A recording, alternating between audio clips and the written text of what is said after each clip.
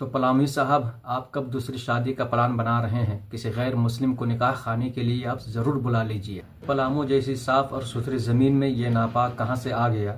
یہ حضور شیخ الاسلام سیدی سرکار مدنی میاں اطال اللہ عمرہ کی باتوں پر تنقید کر رہا ہے۔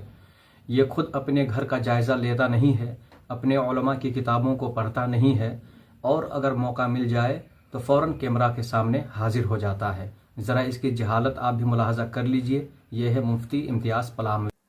سنی لڑکا وہابی کی لڑکی سے نکاح کر سکتا ہے یا اور اگر نکاح پڑھانے والا وہابی ہو تو اس کا کیا؟ نکاح میں پڑھانے والے کا کیا دخل؟ نکاح ایجاب و قبول سے ہوتا ہے، ایک طرف سے ایجاب ایک طرف سے قبول، وہ تو آپ ہی کے لوگ ہیں نا۔ پڑھانے والا تو صرف بیچ کا آتا ہے۔ تو چلو وہابی کو جانے دو، اگر کوئی پنڈت جی پڑھا دیں تو بھی نکاح ہو جائے گا، اگر کوئی پنڈت جی پڑھا دیں تو بھی نکاح ہو جائے گا۔ بریلویوں کو چاہیے کہ اب پنڈتوں سے بھی نکاح پڑھانا شروع کر دیں، کیونکہ آپ کے علامہ اور شیخ الحدیث نے کہہ دیا ہے پنڈتوں سے بھی نکاح ہو جائے۔ یہ وہی شخص ہے جو اپنے آپ کو مفتی لکھتا ہے، کہتا ہے، کہلواتا ہے، لیکن حقیقت میں یہ اپنے علماء کی کتابوں سے بہت دور ہے۔ یہ اپنے علماء کی کتابوں کو دیکھتا نہیں، پڑھتا نہیں، جب موقع ملتا ہے کیمرہ کے روبرو ہو جاتا ہے اور اپنا بکواس شروع کر دیتا ہے۔ نکاح خانی کے متعلق یہ ٹپنی کرتا نظر آ رہا ہے۔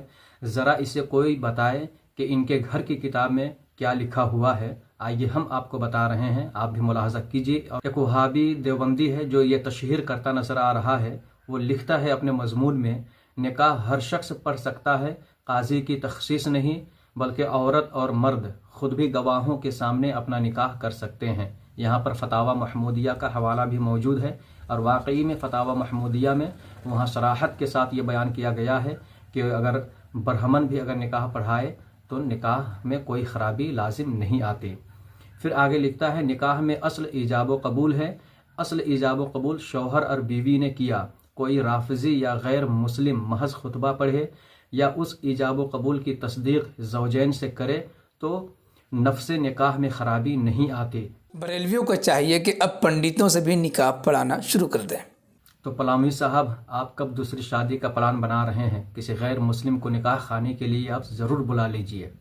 ایک اور فتویٰ ہے دارالافتاء جامعہ اسلامیہ علامہ محمد یوسف بنوری ٹاؤن والے جو پاکستان کے ہیں، ان کے فتوے کا آخری حصہ آپ کے سامنے پیش کر رہے ہیں۔ ایسے آپ اس میں اسکرین میں مکمل دیکھ سکتے ہیں۔ وہ لکھتے ہیں آخر میں، تاہم اگر مماتی عقیدے کا حامل شخص نکاح پڑھا دے تو بھی نکاح ہو جاتا ہے۔ مماتی اور حیاتی یہ دیوبندیوں میں چلا ہوا ہے۔ ایک جماعت کو مماتی کہا جاتا ہے، ایک جماعت کو حیاتی کہا جاتا ہے۔ تو مماتی کے بارے میں کسی سوال کرنے والے نے سوال کیا کہ اگر مماتی اگر نکاح پڑھائے تو کیا نکاح ہو جائے گا؟ تو اس کے جواب میں جناب یوسف بنوری ٹاؤن والے جواب دیتے ہیں کہ اگر مماتی عقیدے کا حامل شخص نکاح پڑھا دے تو بھی نکاح ہو جاتا ہے۔ اور یہی دوسری جگہ دوسرے فتویٰ میں انہوں نے فتاوی محمودیہ کے حوالے سے انہوں نے صراحت کے ساتھ یہ لکھا ہے، اگر کوئی غیر مسلم نکاح پڑھا دے تب بھی نکاح میں کوئی خرابی لازم نہیں آئے گی۔